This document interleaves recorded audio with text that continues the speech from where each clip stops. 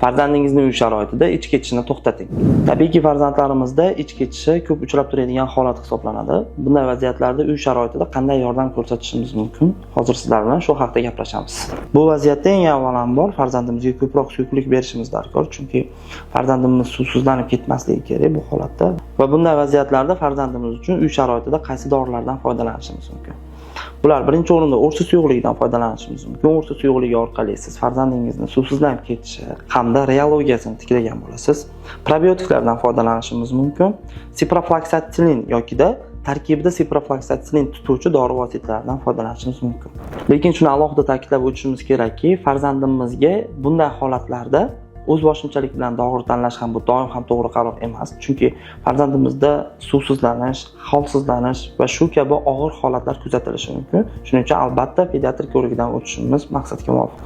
Agarda sizda ham shu va shu kabi muammolar paydo bo'layotgan bo'lsa, sizlarni Agrofarm klinikasida kutib qolamiz.